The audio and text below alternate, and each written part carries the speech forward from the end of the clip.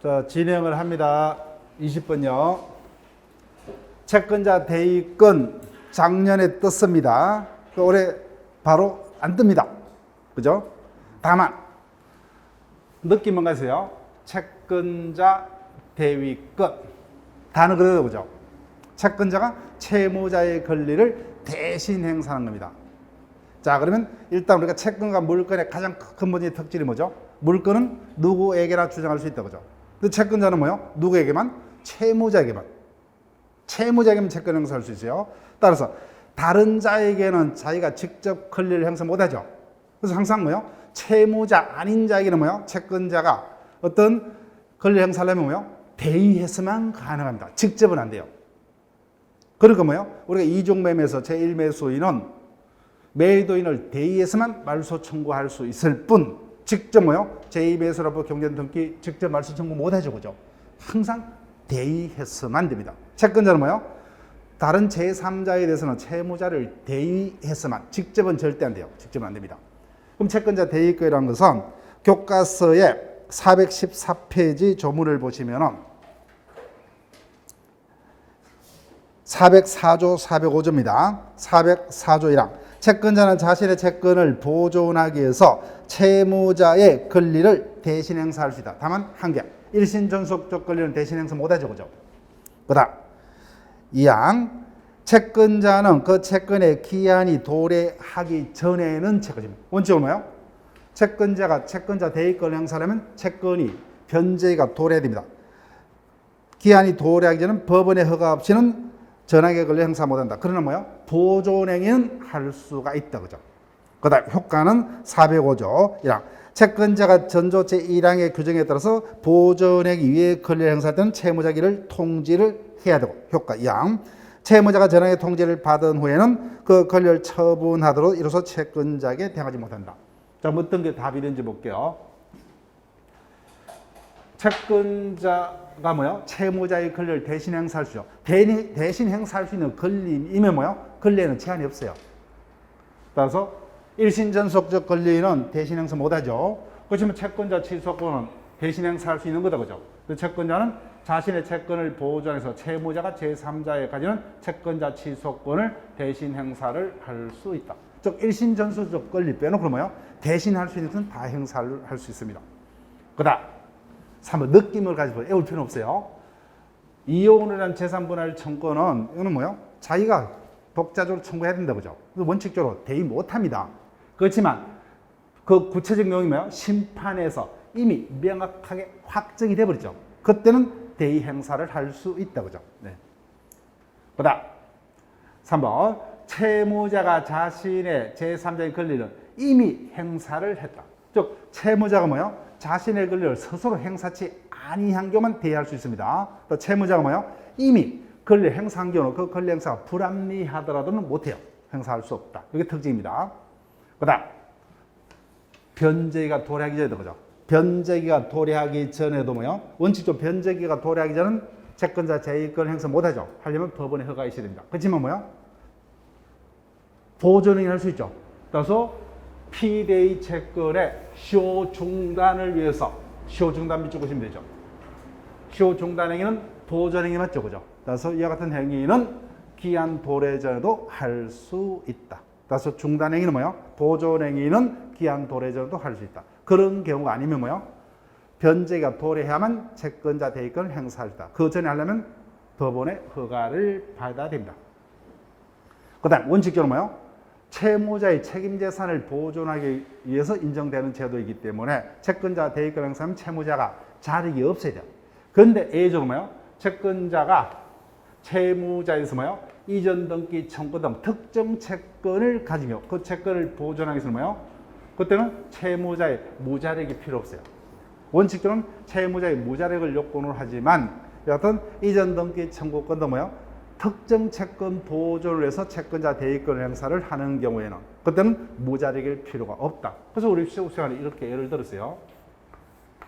전전양도돼 있죠.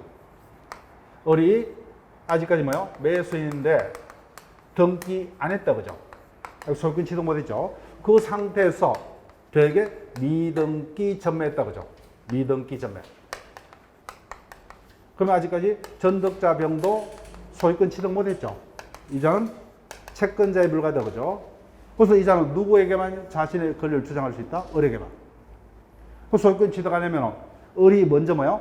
가부터 이전 등기 받아서 자신에게 이전 등기 해주죠. 근데 채무자가 안 하니까 뭐요? 이자가 채무자 을을 대위하여 갑에게 뭐요? 을 앞으로 이전 등기를 청구하고 다시 뭐요? 자신 앞으로 이전 등기. 그렇게 이렇게 된다, 그죠? 예, 대위하여입니다. 대위하여. 그래서 이때는 뭐요? 어떤 특정 채권을 보존하기 위해서는 무자력일 필요가 없다는 겁니다.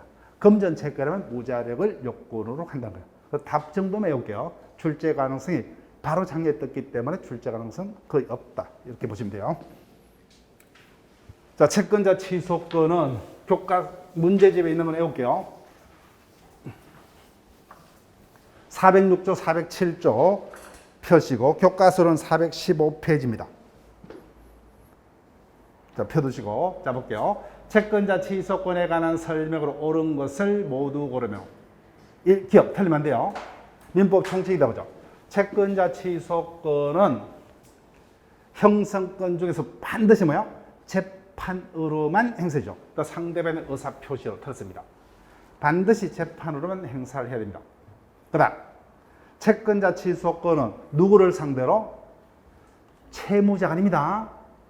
소액자 또는 전득자를 상대로, 즉 채무자를 상대로는 채권자 취소권 행사할 수 없다. 기본 특징이에요. 즉 채무자 갑이 뭐요? 채권자를 해할 목적으로 자신의 재산을 뭐요? 빼들는 사회 행위를 했다, 그죠? 그때 채권자가 뭐요? 갑을 간의 사회계를 취소하고 채무자 앞으로 뭐요? 다시 원상회복시키는 채권자가 가지는 수단이 채권자 취소권이죠. 그때 소송은 누구를 상대로? 소액자입니다. 근데 이자가 다시 뭐요? 이자가 전매했죠. 그때는 전득자를 상대로. 이자는 상대방이 될 수가 없습니다. 그래서 이 부분은 채권자 취소권은 실질적으로는 이게 민법전에 실어야 하느냐, 소송법에 실어야 하느냐, 소송법과 뭐요? 실체법이 민법의 어떤 중간 영역이요. 그래서 프랑스 같은 경우는 뭐예요? 소송법이 실려 있어요. 우리는 민법이 실려 있어요. 그래서 이 부분이 우리 시험 범위 들어가는 상당히 힘듭니다. 예. 소송법의 영역에 오히려 더 가깝습니다. 개인적으로 봤을 때는. 그다음 비거 당연히 원상에 보면 가액 반환이랑 원물 반환이겠죠. 그래서 여기서 맞는 것은 니은만 맞습니다. 22번 지문으로 갑니다. 채권자 취소권에 관한 다음 설명 중 가장 옳은 것은 1번 채권자 취소권 뭐요? 재판을 통해서만 기본이다, 그죠? 행사해주고 상대방 뭐요? 수익자 또는 전득자다, 그죠? 따라서 채무자는 상대가 될 수가 없다, 그죠? 바로 정답은 1번이죠, 그죠? 예. 특징적인 모습 1번까지는 반드시 기억하셔야 돼요. 그 다음 채권자 취소권을 행사를 통해서 뭐요? 취소와 원상 회복을 하면 뭐요? 그로 인한 효과는 뭐요? 당해 채권자가 아니라 뭐요? 모든 채권자의 이익을 위해서 407조. 그 다음 채권자 취소권을 행사하려면 뭐요? 채권자 취소권의 대상이 되는 법률 행위로 이익을 받은 수익자나 전득자가 뭐요? 그 행위 당시에 채권자를 해함을 알고 있어야 되죠. 따라서 알지 못한 경우는 그다 잘못이 없다, 그죠? 그때는 채권자 취소권을 행사하지 못한다. 그 조문을 보면서 따라오세요. 그 다음 행사 기간이다, 그죠? 채권자 취소권은 그 행위가 있는 날로부터 뭐야? 5년. 안 날로부터 뭐야? 1년 내 소를 제기된다, 그죠? 그 다음 가장매매 민법 총칙입니다. 예. 허위 표시죠. 허위 표시로서 무효이더라도 뭐요? 무효이더라도 채권자 취소권의 요건이 고비되면 뭐요? 채권자 취소권 행사할 수 있다죠. 있답니다. 이 부분 민법 총칙이요. 민법 총칙에서 채권자 취소권이란 단어가 두 번 쓰이죠. 이중 매매의 경우 제1매수인은 채권자 취소권 행사할 수 없다, 그죠? 즉 채권자 취소권은 금전 채권자에게만 인정되는 제도입니다. 따라서 이 경우죠. 가장매매 허위 표시에 당사의 채권자가 금전 채권자라면 뭐요? 강제 집행하려면은 다시 채무자 앞으로 등기 등의 명의를 빼돌려야 되겠죠, 그죠? 그래서 이와 같은 허위 표시 무효인 행위라도 뭐요? 취소하고 그 등기를 채무자 명의로 해야만 강제 집행할 수 있다 그죠. 그래서 허위 표시로 무효이더라도 그 요건이 구비되면 채권자 채권 행사할 수 있다. 그 두 개 중에 하나를 정확히 외워달라고 했어요. 그래서 이중 매매의 경우 제일 매수인은 채권자 채권 행사하지 못한다 그죠. 뭐만요? 대의만 된다 그죠. 예. 매도인을 대해서만 말소 청구할 수 있고 남은 아무것도 안 된다고 했어요. 그런데 허위 표시에 당사의 채권자는 그 요건이 구비되면 채권자 취소권 행사를 할 수 있다. 자, 그러면은 지명 채권 양도로 갑니다. 자, 이 파트는 답이 되는 거 외우셔야 돼요. 자, 교과서로는 421페이지 이하 펴두시고 법조문상으로 뭐요? 450조 이하 펴두시면 돼요. 펴두시고 따라올게요. 채권 양도에 관한 설명으로 옳은 것을 모두 고르면. 자, 기억은 무조건 기억하셔야 돼요. 채권이 이중으로 양도된 경우, 이중 양수인간에 뭐예요? 우열은 어느 것을 기준하느냐? 채권이 이중으로 양도되고 두 양도 모두 확정 일자 있는 정소로 채무자에게 통지된 경우, 이중 양수인간의 우열은 뭐예요? 확정 일자 선우가 아니라 뭐예요? 확정 일자 있는 통지의 선우다 그죠? 예. 확정 일자 선우가 아니라 확정 일자 있는 통지가 어느 것이 먼저 채무자에게 도달이 되었냐 그죠? 예. 이 부분은 우리 시험에서 몇 차례 지문에 대한 기본 지문 절대 틀면 안 돼요. 그다음 법조문을 봅니다. 421페이지 449조 2항요. 채권은 원칙적으로 양도할 수 있다 그죠? 다만 당사자가 반대 의사표를 표시하고 양도하지 못한다. 그러나 그 의사표로 선의의 제3자에게 대항하지 못한다. 그럼 반대로 생각하면 뭐야? 악의의 제3자에게 대항할 수 있다 그죠? 선의는 대항 못합니다. 여기 볼게요. 채권 양도 금지 특약이 있었습니다. 근데 양수인은 뭐예요? 그 특약을 중과실로 알지 못했다. 그 다음에 적을게요. 바람직하진 않습니다. 19회차 문제요. 19회차도 엄청나게 어려웠던 때입니다. 자, 법조문만 해석하면 뭐예요? 선의 제3자에게 대항 못하죠. 그럼 선이기만 하면 뭐예요? 중과실이 있더라도 그 자에게는 양도금지 특약으로 대항할 수 없다가 맞겠죠. 그죠? 근데 판례는 중과실은 뭐야? 악의하고 동일시를 해버려요. 따라서 몰랐더라도 뭐야? 중대한 과실로 양수인이 몰랐다면 양도금지 특약으로 양수인에게 대항할 수 있답니다. 있다. 이런 것도 판례이기 때문에 법조문을 띄워놓는 겁니다. 그 다음 어디냐면은 450조입니다. 지명채권의 양도는 양도인이 채무자에게 양도 사실을 통지해야 된다 그죠? 또는 채무자가 성이 성나가지 않으면 채무자가 기타 제3자에게 채권 양도를 대항하지 못합니다. 그래서 채권 양도로서 뭐요? 채무자에게 대항하려면 그 양도 사실을 양도인이 뭐요? 채무자에게 통지를 해야 돼요. 양도인이 통지를 해야 됩니다. 그렇지만 직접 할 필요는 없어요. 직접 할 필요는 없고 그죠? 자기가 직접 양도 사실을 통지하든 아니면 뭐요? 사자를 시켜서 대신 통지하든 뭐요? 아니면 뭐요? 타인으로 하여금 뭐요? 대리해서 통지하든 상관이 없어요. 그래서 이거 채권의 양수인이 뭐요? 양도인을 대리해서 뭐예요? 양도를 통지를 할 수가 있답니다. 즉 양도인이 통지를 해야 되는데 그죠? 양도인이 채권 양도 상실을 통지해야 되죠. 통지를 해야 되는데 직접 할 필요 없죠. 그죠? 직접 할 필요 없고 직접 통지를 하든 뭐요? 또는 사자로 하여금 통지하든 뭐요? 대리인으로 하여금 통지를 하든 하면 된다 그죠? 예, 직접 할 필요 없어요 그죠? 따라서 양수인으로 하여금 대리 통지도 가능하다는 겁니다. 가능하다. 그래서 양수인이라면 대리 통지할 수 없다 틀다 그죠? 즉 양도인이 통지를 해야 되는데 직접 할 필요 없죠 그죠? 직접 하든 사자로 하여금 통지하든 아니면 뭐요? 양수인에게 대리권을 줘서 양수인이 대신 양도 통지를 하든 통지만 하면 됩니다. 자, 마지막이요. 법조문으로 갑니다. 451조입니다. 보니까 그죠? 채무자가 이의를 보류치 않고 채권 양도 성납을 한 때에는 양도인에게 대항할 수 있는 사유로서 양수인에게 대항하지 못한다. 즉 양수인을 보하기 위한 조문입니다. 근데 판례가 여기서 어떻게 해석하느냐 볼게요. 채무자가 채권 양도에 의해서 이의를 보류치 않고 성납을 한 경우, 양도인은 뭐예요? 채무자는 양도인에게 대항할 수 있는 사유에 따라서 뭐예요? 양수인에게 대항 못한다 되죠. 그런데 판례는 뭐예요? 신의척상 양수인이 악이라면 적을게요. 악이라면 뭐예요?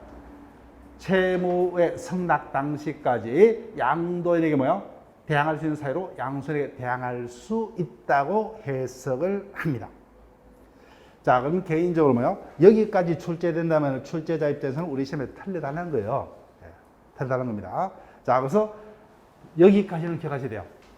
기억은 기본입니다. 이번 수차례 우리 시험에서 질문을 갖고 답이 됐기 때문에 이번 무조건 외우시고, 나머지는 리언과 뭐요? 리얼은 너무 깊이 들어간다. 판례까지니까 조문 정도만.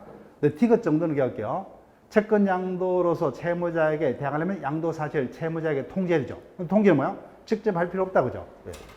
다 이러면 대리 통지가 가능하다. 그런 정도까지만, 그죠?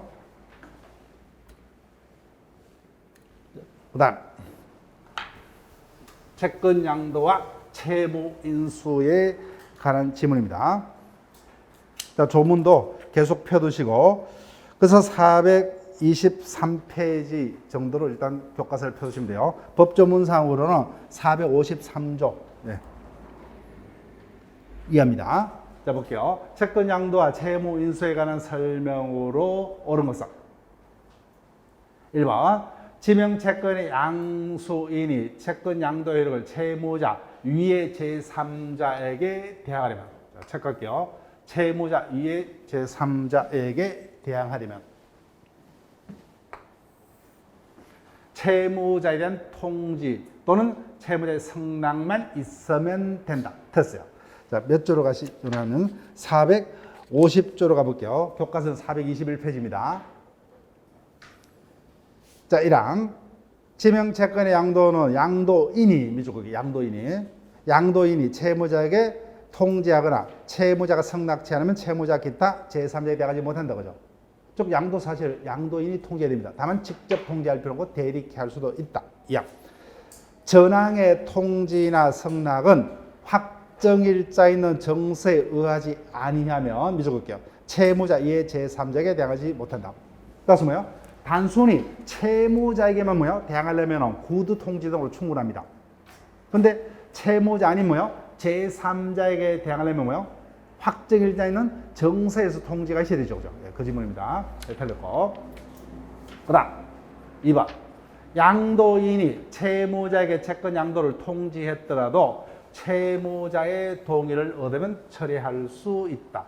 틀렸습니다. 자, 왜 틀렸냐? 법조문 문제요. 452조 2항이요. 채권자가 채무자에게 채권 양도 사실을 통지했죠. 이를 처리하려면 뭐요? 채무자의 동의가 아니라 뭐요? 양수인의 동의입니다. 양수인의 동의를 받아야만. 네, 양수인의 동의요. 자, 그 다음 3번 제3자가 채무자와의 계약으로 면책적으로 채무를 인수한 경우 채권자의 성낙이 없더라도 이 부분이 틀렸어요. 자, 법조문이 몇 조냐면은 454조입니다.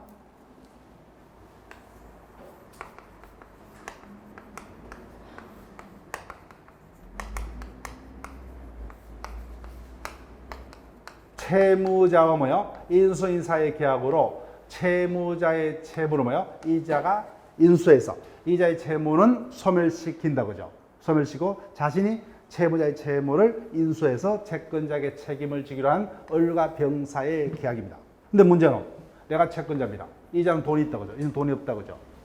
불만이죠. 그래서 이와 같은 채무자와 인수인사의 계약으로 채무 인수가 되려면 채권자의 성낙이 있어야만 한다. 채권 성낙이 있어야 된다. 조문 454조다, 그죠? 그 다음 3번 채무에 대해서 제3자가 제공한다고. 내가 제3자입니다. 담보를 제공했다, 그죠? 근데 나는 알고 있는 친구인 채무자의 담보를 해서, 그죠? 그때 제3자가 제공한 담보는 제3자가 채무 인수에 뭐야? 동의한 바 없다면 뭐야? 채무 인수가 있으면 소멸한다. 근데 반대로 뭐야? 동의했다면 당연히 소멸하지 않는답니다. 않는다. 자, 그 다음. 그래서 459조입니다. 법조문 문제다. 그 다음 5번. 부동산의 매매로 인한 이전 등기 청구를 매수인으로부터 양도받은 양수인은 매도인이 그 양도에서 동의하지 않고 있다면 여기다 밑줄 것이고 매도에 대해서 채권 양도로서 이전 등기 절차 이행을 청구할 수 없다. 맞습니다. 자, 이 부분은요. 여기서 출제될 수 되는 것보다는 뭐요? 물권법에서 출제될 가능성이 더 많습니다. 중간 생략 등기에서. 기억할게요. 자, 여기 볼게요.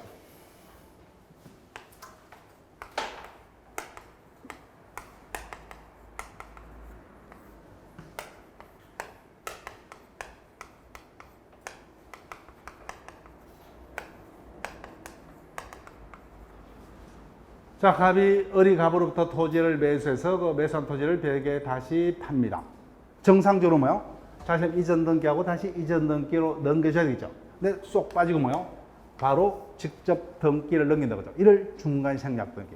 그 중간 생략 등기가 유의하려면 전원의 합의가 있어야 되죠. 그 전원 합의가 있으면 최종 양수인이 최초 양도에 대해서 직접 이행을 청구를 할 수가 있다 그죠. 그런데 5번 지금 보세요. 이자는 채권자죠. 그래서 이자는 갑에 대해서 어떤 권리가 있어요? 이전 등기 청구권이란 채권이 있다 그죠. 이를 벽에 채권 양도 방식으로 양도합니다. 그 사실 이자에게 통제예요. 그 사실만은 뭐예요? 병이 직접 이자에게 자신의 이전 등기를 해줄 것을 청구할 수가 없다는 겁니다. 만약 인정되는 순간 뭐예요? 중간 생략 등기는 저는 합의라는 요건이 아무 의미가 없죠. 그래서 이와 같은 형태의 중간 생략 등기는 허용될 수 없답니다. 그래서 중간 생략 등기 파트에서 혹시나 출제될 수가 있습니다. 그 정도는 제가 기억할게요. 자, 면책적 채무 인수 법조문 453조 이하 교과서 423페이지를 펴두시고 따라오세요. 자, 기출문제입니다. 21회차죠. 그럼 느낌이 왔죠, 그죠? 채무인수는 이번 24회차에서 출제 가능성이 그렇게 높다, 높지 않다? 별로 높지 않다겠죠, 그죠? 1번.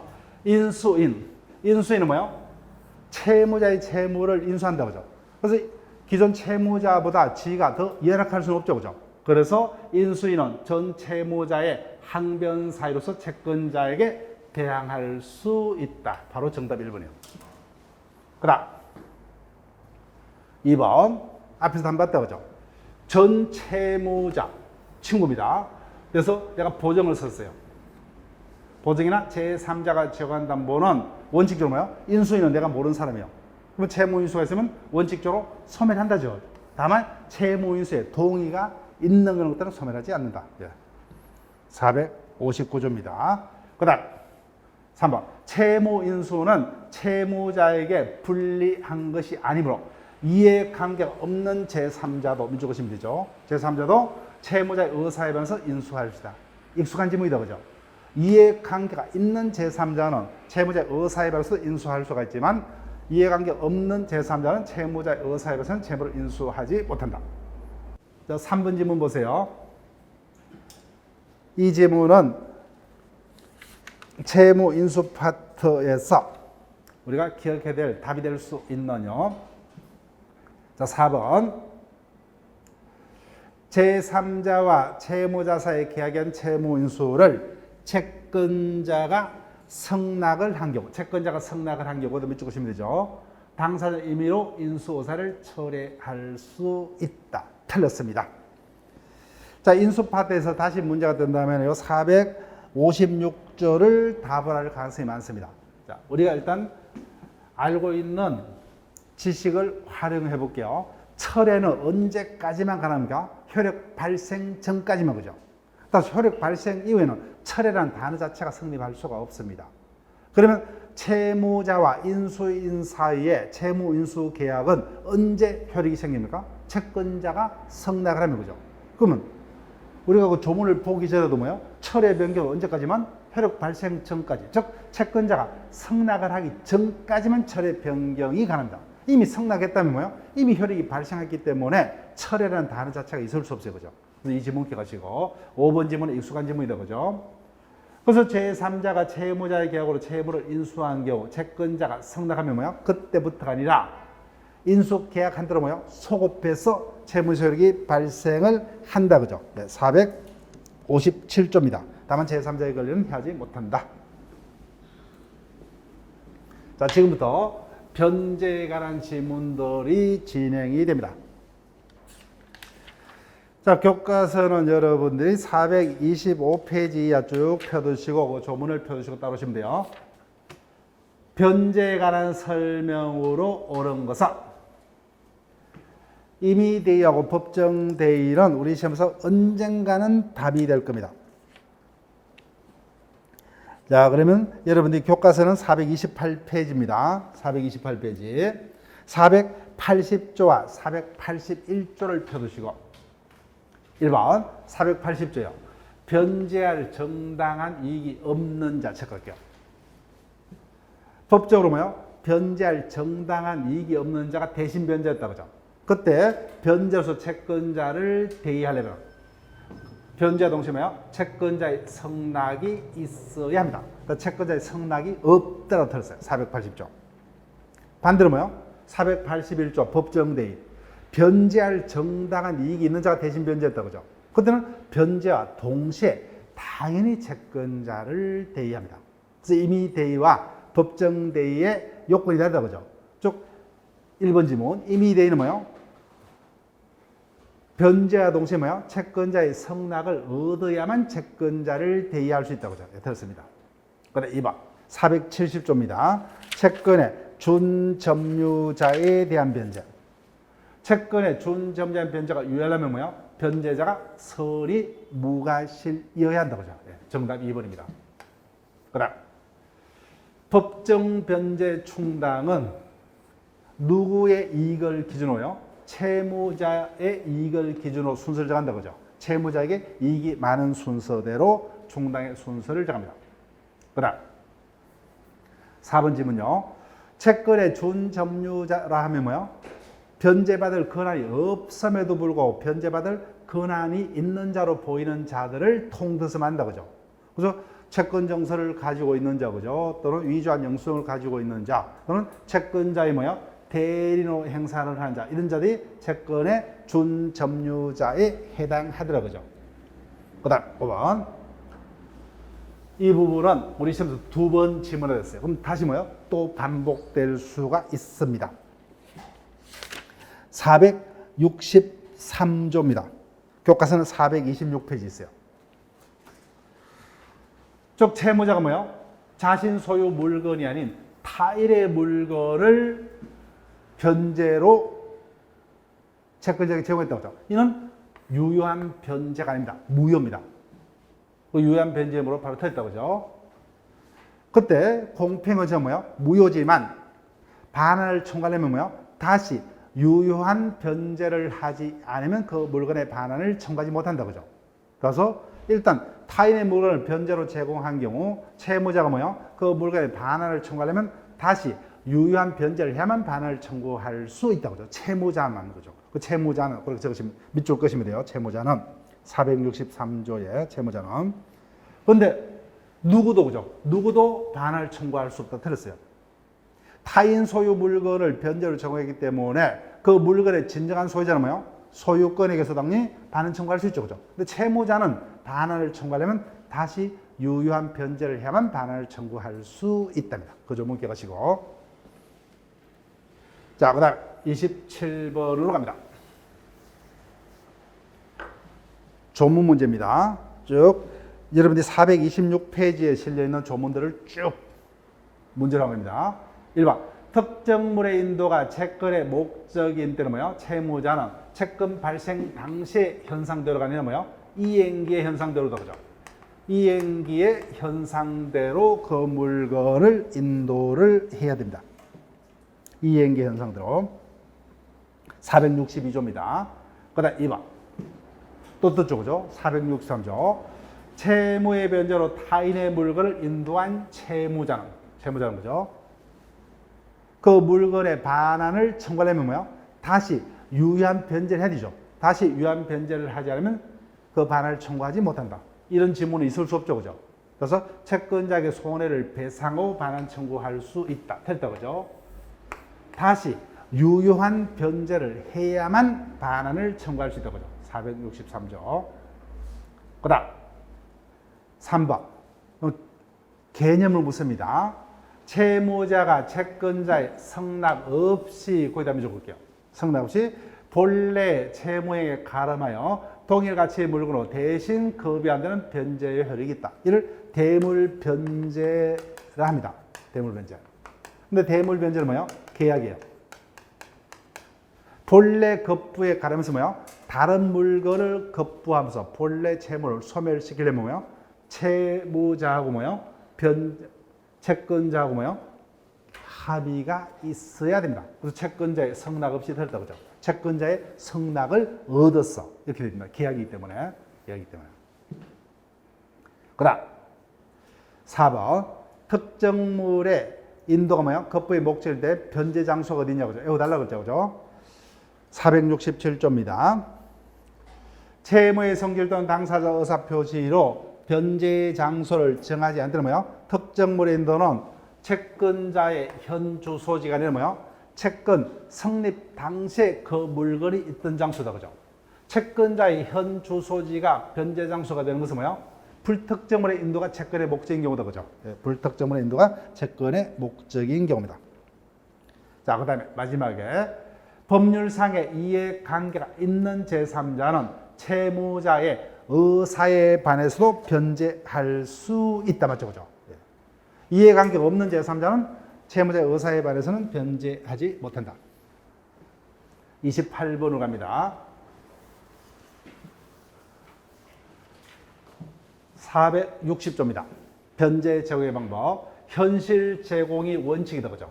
틀린 것은. 다만 채권자가 미리 변제받기를 거절하거나 채무행에 채권자의 행위를 요하는 경우에요. 변제 준비 완료를 통지하고 수령 제공. 이를 뭐예요? 구두 제공이라 하다. 그죠? 구두 제공. 그래서 원칙적으로 현실 제공이 원칙이지만 이 같은 경우는 구두 제공할 수 있다. 자, 또 뜻죠. 그죠? 3번. 463조.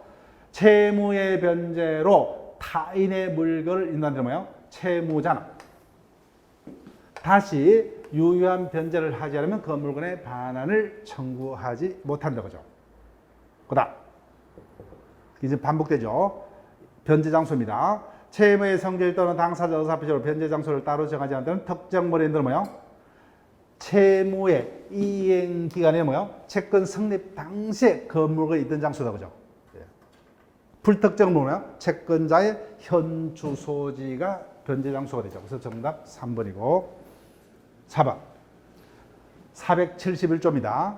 영수증을 소지한 자에 대한 변제는 그 소유자가 변제받을 권한이 없더라도 변제를 유효하다. 그죠? 다만 변제자는 설이 무과시된다. 그죠?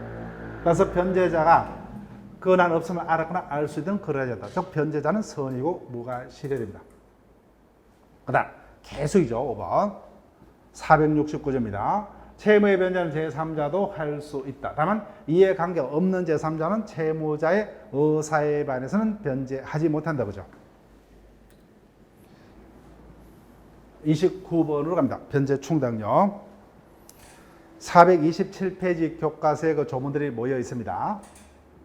탈영선 1번 원칙적으로 뭐예요? 당사자의 특별한 합의가 없는 한 거기다 적을게요. 합의가 없는 한 비용이자 원본 순서는 반드시 지켜야 합니다. 반대로 뭐예요? 합의 충당의 경우 뭐예요? 그 순서를 달리할 수 있다. 나머지는 절대 이 순서는 달리 못합니다. 법정 충당, 지정 충당은 이 변제 뭐예요? 비용이자 원본 순서는 반드시 지켜야만 합니다.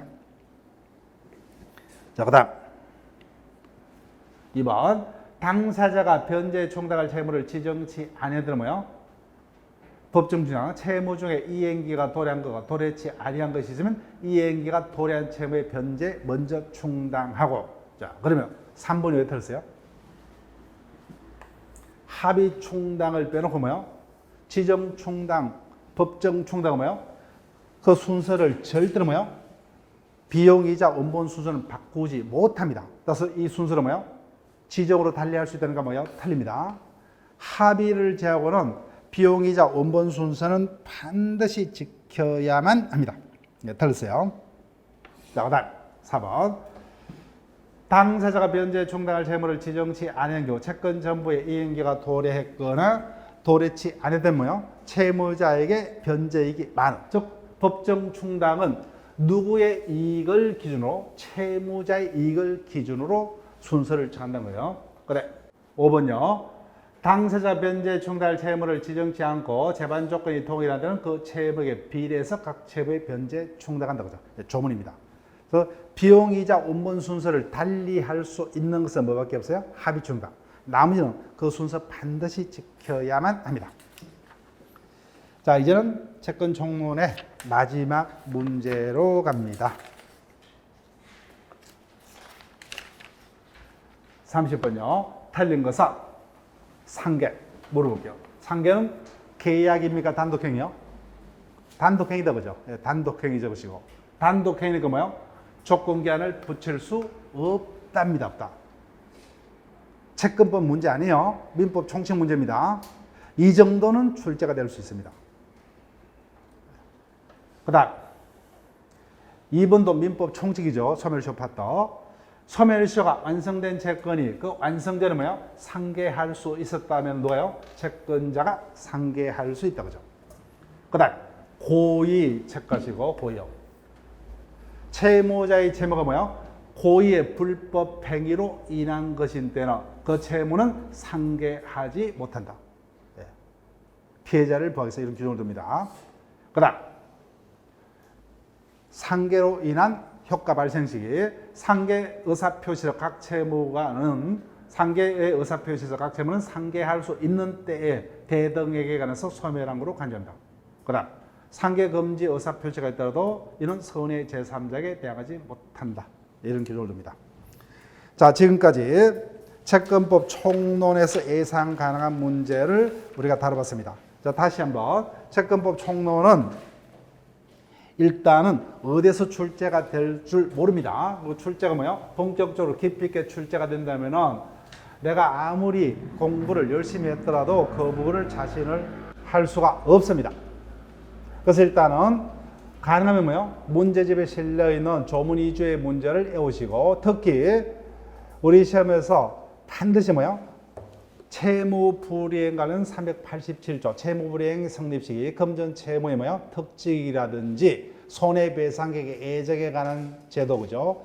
그 다음에 변제 채권 양도에서 이중 양수인 간의 우열에 관한 문제 그 다음에 채권자 취소권의 뭐예요? 특징 소송으로서만 그죠? 그 다음에 누구를 상대방으로 수익자 또는 전득자를 상대방 이런 문구 정도는 기억을 반드시 하셔야 돼요. 자, 그러면 채권 강론으로 갑니다. 강론에서 6문제가 진행이 되고 그 중에서 뭐예요? 매매 등 개발 계약을 뭐예요? 보기 전에 뭐예요? 총론, 계약 총론파에서 일반적으로 2문제가 출제가 됩니다. 그 중에서 해제 파트는 매년 출제가 돼요. 매년. 나머지는 계약의 성립 시기와 관련해서 뭐예요? 청약과 성락에 의한 계약 성립에 관한 문제 등을 위주로 주로 출제가 될 거예요. 제3자라는 계약, 그 다음에 뭐예요? 계약 체결상의 가실 책임이라든지 위험 부담 문제는 단일 문제는 출제가 안 됩니다. 여러 가지 어떤 종합적인 지문 형태로 섞여서 출제가 될 것이고, 예, 자주 출제는 안 돼요. 자, 그러면은 교과서도 여러분들이 기본서 372페이지 이하로 쭉 펴두시고 진행을 합니다. 계약의 유형에 관한 설명으로 오랑서. 여지 단일한 문제로 본격적으로 진행은 안 될 겁니다. 다만 5개의 지문 중에서 이와 같은 어떤 내용들이 섞일 수는 있습니다. 자, 해결 어떤 기준을 설명을 드릴게요. 민법상의 전형계약.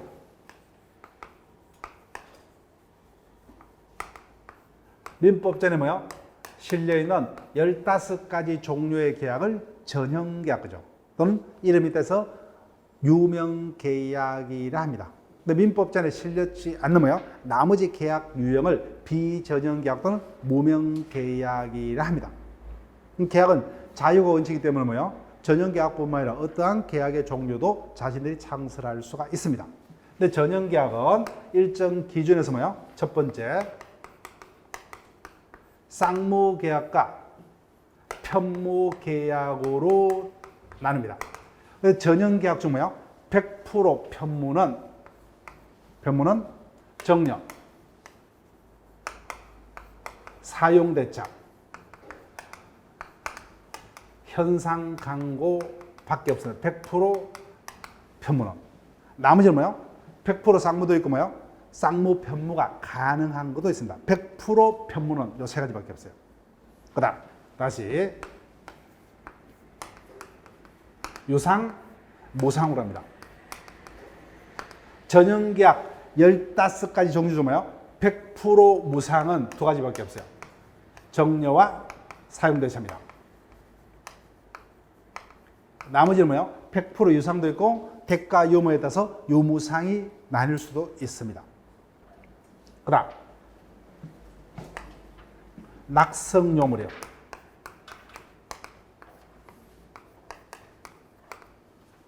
당사자 합의만으로 계약이 성립하는 게 낙성이에요. 근데 합의 플러스 뭐요? 물건의 인도 등 다른 요소가 구비되어야만 계약이 성립하는 게 요물이에요. 전형계약에서는 현상강고밖에 없습니다. 나머지 비전형계약에서 대표적인 게 계약금 계약. 계약금 계약 정도는 기억하셔야 돼요. 계약금 계약. 그 다음에 임대차에서 보증금 계약. 이런 것들은 요물계약입니다. 그 다음 계약은 뭐예요? 다 불효식이에요. 요식 계약은 하나도 없어요. 100% 계약은 뭐예요? 자유건축이기 때문에 불효식. 계약서 등을 작성할 필요 없어요. 자, 그럼 요령입니다. 여기에 속하지 않는 것은 뭐예요? 다 여기입니다. 이렇게 하시면 돼요. 자, 그러면 쌍무하고 유상을 보니까 뭐예요? 이렇게 된다고 그죠? 부동호가. 편무는 100% 편무는 세 가지고요. 100% 무상은 두 가지밖에 없어요. 기준이 뭐죠? 요거다 그죠? 즉 현상강고는 편무지만 뭐예요? 무상이 아니죠. 유상이라고 해요. 유상이 그 범위가 더 넓습니다. 따라서 뭐예요? 쌍무는 모두 유상계약에 해당한다 그죠? 근데 반대로 유상계약이 모두 쌍무가 되지는 못한다 그죠? 왜요? 이 점은 유상이지만 편무다라는 겁니다. 자, 그럼 볼게요. 교환계약 여기 없죠? 그러니까 뭐예요? 다 이쪽입니다. 교환계약은 낙성 쌍무 맞죠 그죠? 그 정답이 1번이고. 자, 보세요. 2번은 어디 같으세요? 여기 없죠 그죠? 매매. 그럼 매매는 요물계약이 아니다 그죠? 합의만으로 성립한 낙성계약. 그다음에 정령. 정령은 뭐니까 여기 있다 그죠? 무상인데 뭐 같으세요? 요식은 하나도 없죠 그죠? 민법상 계약은 다 100% 불효식입니다. 그럼 사용대차. 낙성은 맞죠? 근데 사용대차는 여기다 그죠? 뭡니까? 쌍무가 아니라 뭐야? 편무죠, 편무. 공짜로 빌려 사용케 한다 그죠? 그다음에 임대차 계약 뭐야? 유상이고 여기 없죠 그죠? 쌍무다 그죠? 대가 있기 때문에 쌍무. 그래서 전형계약은 뭐야? 오른쪽에 속하지 않은 것은 다 왼쪽으로 이렇게 포섭하는 식으로 몇 번만 연습하시면 됩니다. 자, 2번. 교과서 440페이지 이하 쭉 펴두시고 따라오시면 돼요. 조문이 거기서부터 쭉 실려 있어요. 527조 이하부터 쭉 조문을 보시고 따라오시면 돼요. 2번. 청약과 성락에 의한 관한 설명으로 옳은 것은 1번. 불특정 다수인 척가시고 청약. 청약은 특정에 대한 청약뿐만 아니라 뭐요? 불특정 다수에게도 청약할 수 있다 그죠? 청약은 불특정 다수에도 청약할 수 있다. 그런데 2번 성낙 거기다 밑줄 그시고 성낙은 반드시 누구에게만 청약자에게만 할 수 있다 그죠? 불특정 다수에 대한 성낙은 있을 수 없다 그죠? 그래서 정답은 2번. 그래서 1번과 2번의 차이점 이거 틀리면 안 돼요. 가장 쉬운 지문입니다. 그 다음 3번 민법 총칙입니다. 민법 총칙이요. 112조요. 자, 보세요. 청약자가 뭐야? 청약을 바란 후 그 도달 전에 상대방이 제한 능력자가 된 경우. 그 다음에 적을게요. 즉, 상대방이 뭐야? 의사표시를 받은 때에 수령 능력이 세죠. 수령 능력이 없다고 하죠. 제한 능력자는. 근데 그 도달 전에 상대방이 제한 능력자입니다. 그때는 청약자는 뭐요? 청약의 의사표가 상대방에게 도달되더라도 도달로 대항 못한다 그죠? 다만 누가요? 법정 대리인이 죽으심이죠. 법정 대리인이 도달 사실을 알았다 그죠? 그럼 청약자도 뭐요? 그때부터는 상대방에게 대항할 수 있다 저거죠. 있다. 112조입니다. 따라서 상대방이 제한 능력자인 경우 표의자는 도달을 주장하지 못한다 그죠? 다음 표의자도 언제부터요? 법정 대리인이 도달을 안 후에는 그때부터 도달을 주장할 수 있다. 민법 총칙의 지문입니다. 자, 그 다음에 4번요. 갑이 그 소유 토지를 을에게 매도 청약을 했습니다. 그때 534조입니다. 을 계약이 성립하려면 뭐요? 을이 단순히 오케이 되죠. 근데 을이 뭐요? 3억은 비싸니까 뭐요? 2억 5천으로 하면은 사두겠다 그죠? 조건 내지 변경을 가한 성능이죠. 기존의 청약은 내가 살 의사가 없다 그죠? 청약의 거절과 동시에 새로운 청약으로 된다 그죠? 그래서 그에 대해서 갑이 성납치 않으면 계약은 성립할 수 없죠 그죠? 청약의 거절이 되기 때문에 534조입니다. 그 다음 5번. 갑이 대금을 확정하지 않고 그 다음에 적을게요. 그의 주택을 을에게 팔겠다고 의사를 표시했습니다. 그때 을이 뭐야? 갑에게 1억 원에 사겠다. 계약이 성립하려면 청약이 되려면 뭐야? 얼마에 사라 그죠? 확정적인 의사 표시죠. 근데 얼마에 팔겠다 말이 없죠 그죠? 그래서 갑의 의사 표시는 청약이 될 수가 없어요. 청약이 아니니까 뭐죠? 청약의 요이다 그죠? 그래서 을에 1억에 사겠다가 청약입니다. 그 계약은 성립할 수가 없다 그죠? 여기에 대해서 갑이 오케이를 해야만 계약이 성립을 합니다. 자, 여기까지 하고 쉬었다가 진행할게요.